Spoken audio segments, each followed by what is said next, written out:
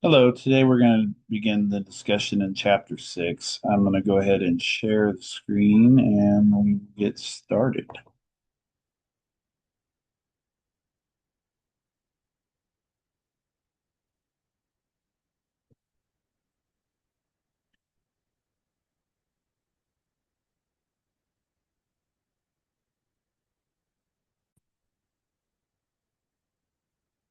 All right, so Chapter 6 is about the structure and organization of police departments. And so, what do we expect law enforcement officers to do?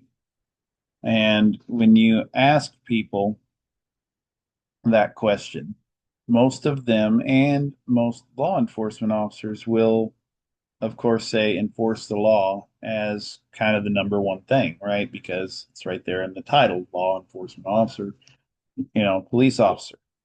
And of course, we do that, but it is only kind of one piece of the pie. If you look at the pie chart here, it's only one piece of a more complex uh, set of skills that we expect law enforcement officers to have. So obviously, when somebody's been victimized, what they want us to do, right, is to be able to hold the person accountable who victimized them. And so if they come home from work and they find that their, you know, home has been burglarized or whatever, well, they like to get their stuff back. They'd like to see somebody punished for stealing their stuff. It's all reasonable, that we would want that kind of thing. Somebody, gets mugged on a street corner or whatever, they may have injuries, on top of whatever they lost or stolen property. And so it may not be a matter of I want my stuff back. It may be a matter of I want justice because I've had to endure this pain and suffering, because this person decided that they wanted to, you know, beat me, kick me, stab me, shoot me, whatever. And then obviously, that kind of leads us up to even a capital offense where they're actually committing murder. The family of that victim is going to want justice for their loved one.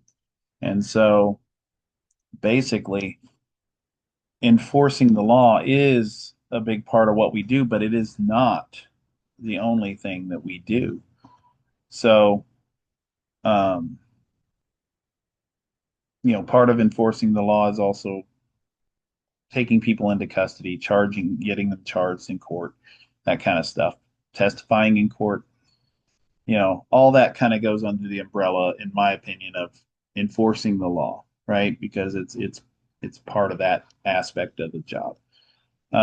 We're also, there's also an expectation that when and where we can, that we do things that might help prevent crime before it happens. And so that's why we have like a lot of agencies will have divisions that are kind of what we call like crime oriented policing, where we're actually taking the statistics and looking to see where there are patterns and maybe devoting more resources into those areas where there are patterns. If you remember when the video that talked about the preventative patrol experiment in Kansas City in the 70s, and one of the surprising outcomes of that was that routine patrol doesn't have the deterrent effect that we assumed that it does. And primarily, I think that is because by and large, people aren't paying that much attention to what we're doing all the time. And so we can only affect, we can only influence people with deterrence if they're aware that we have an increased presence, And so just being driving around aimlessly is not necessarily going to achieve that deterrence. But if we can do a more focused enforcement action in a hot zone where we have data backing up that there is an increase in activity in this area, that could have an effect. Um, so crime prevention is difficult to quantify. It's difficult to know, you know, because the hallmark of a good crime prevention effort would be that, well, there's less crime. But there's also a multitude of reasons why crime could increase or decrease in a district, and doesn't necessarily mean that the police action is a causal factor in that. And you'll find that with a lot of statistical based things when it comes to crime analysts is it's it's sometimes difficult to know what's causing what. So a big part of what we do though is keeping the peace and community service, which I think kind of goes hand in hand. But if we get called to a disturbance, right? The only criteria for us to respond to a disturbance is that somebody calls and they're concerned that either things have become violent or that things may become violent, you know. But there is no crime in having a heated discussion with somebody or even having an argument with somebody. There's no crime even in, in any of that. But we would still respond primarily as peacekeepers, right? In fact, in the state of Missouri, the license that we have to be police officers is actually called a peace officer license because it is an essential part of our job everywhere. And so, um, when we respond to those calls for service, obviously we need to familiarize ourselves with the facts of the case and understand, is there a crime here? Because it may be that we respond to a peace disturbance and it turns out to be a domestic violence incident or just an assault or a bar fight or whatever. And so if there is a crime and we have a cooperative victim, I mean, it may turn into an enforcement action, but that doesn't necessarily have to be that way. And beyond that, we are trying to keep it from escalating to that level, you know, by giving people, an outlet where they can talk to us about what's bothering them. We can explain to them either what their options are or just explain to them that, you know, as troubled as you may be by this, there's no crime, right? So let's say it's a neighbor dispute, right? And they're upset because the neighbor parked in front of their house on the street. Well, street is public parking. There is no crime. There is no crime in parking in front of somebody else's house on a public street, you know? And so, as bothered as they may be by that, it is not against the law. And so, there are no options other than just get over it, right? And so, there's things like that.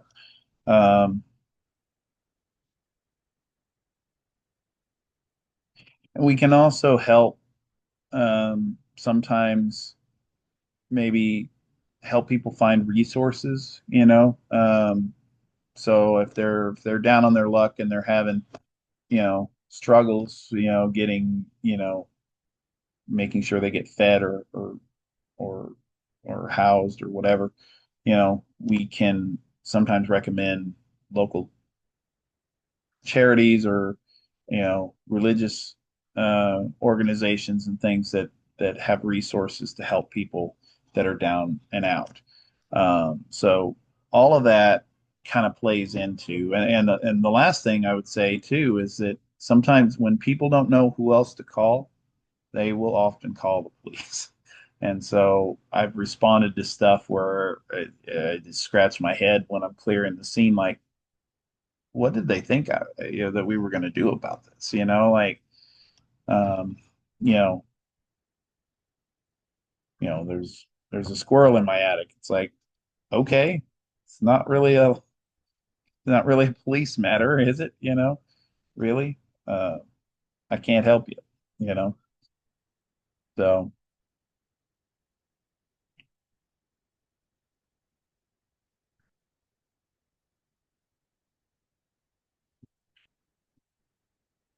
So I do think, obviously our discussion of the preventative patrol experiment, may leave you with the impression that, well, routine patrol doesn't accomplish anything. But I think that's the wrong conclusion to draw from it. It's just saying that by itself, just randomly driving around is not, it's not going to, it's not going to necessarily be noticed by the majority of people or criminals in the community. Um, and so directed patrols can be more impactful because you're focusing on areas where there are known problems. But um, but one of the things, and remember back in the day of Robert Peel, we were talking about foot patrols. It was more than just being seen. A lot of times these officers would be known by sight, known by name in the community. And so it was more than simply a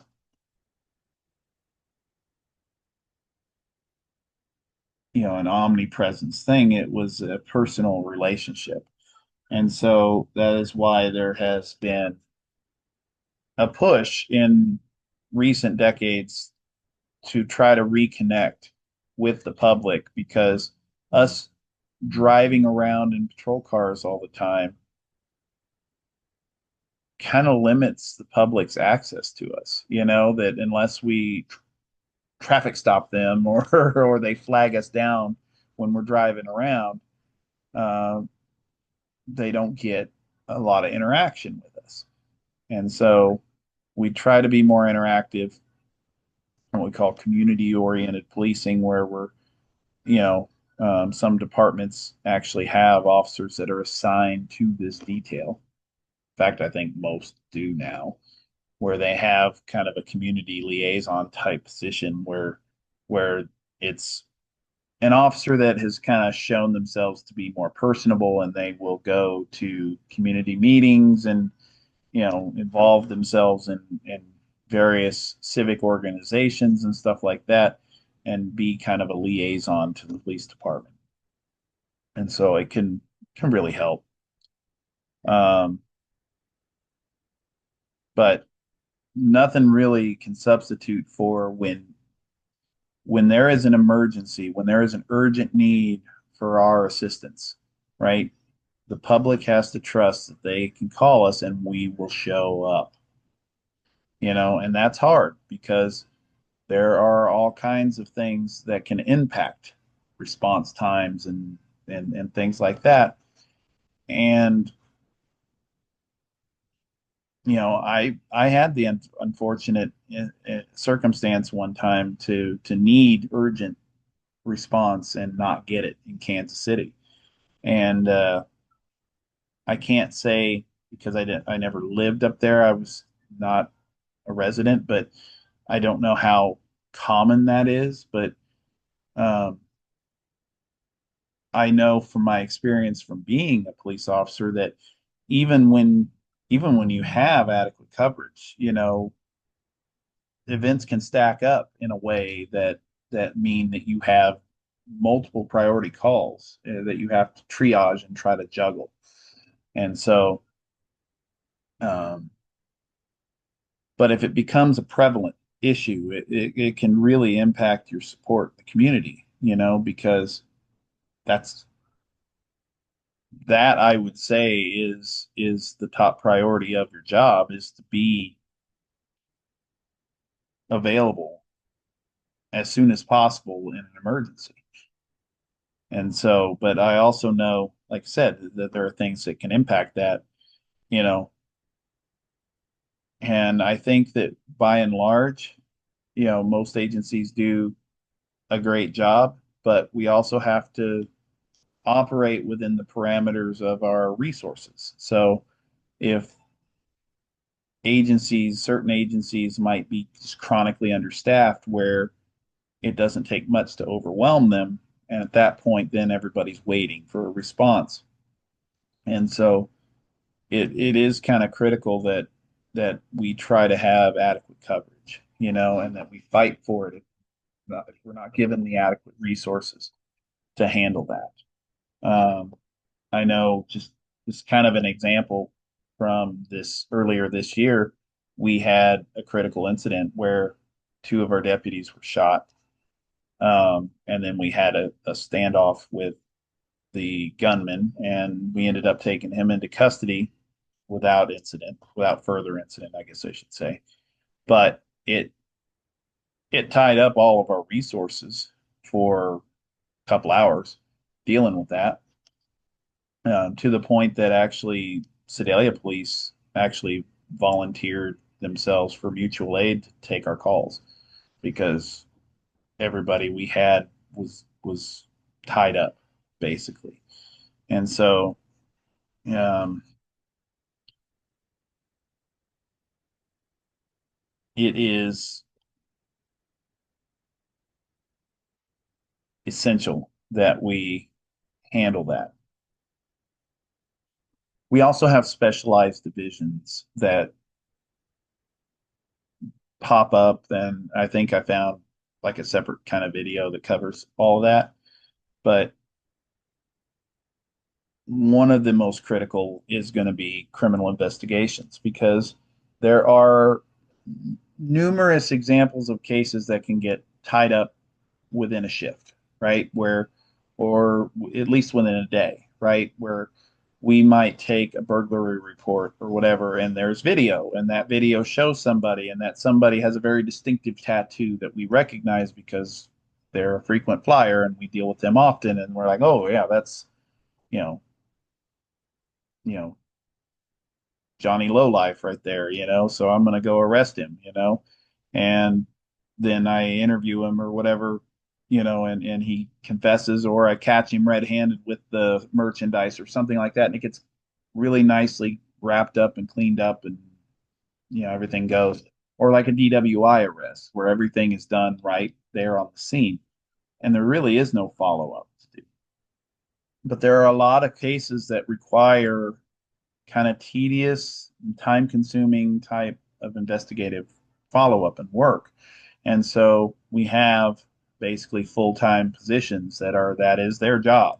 They aren't they aren't taking initial calls for service. They aren't responding to calls unless it's a situation like I was just describing where there's a critical incident. We need anybody that can go on the regular calls for service is going to jump in and do that. Um, but primarily, their job is to do the investigative work. Um,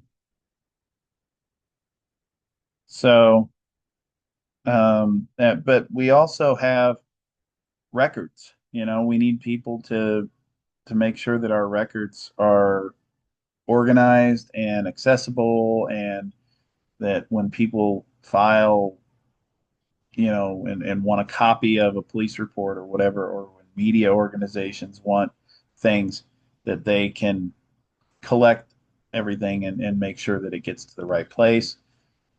Dispatch, we need call takers, and people that can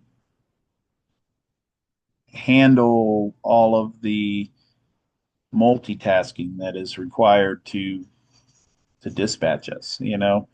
They don't get enough credit for how essential they are to the job that we do because they got to collect the right information, because they're talking to people that are calling in things. And if they get the facts wrong, it means that we might not respond quickly enough to a situation that has an urgent need for our presence, or that we might respond without knowing critical information, you know.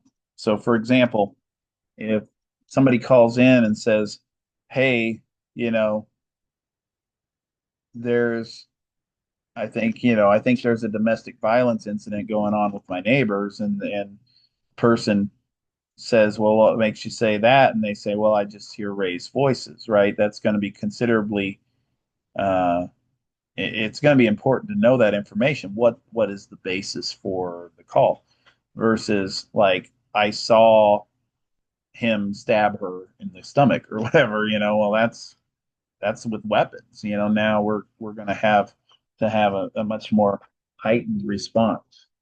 So that being said, um, that's I think that's going to be all for this video, and then I'll start another one on kind of more like a management perspective. So, thank you for your time, and I'll see you in the next one.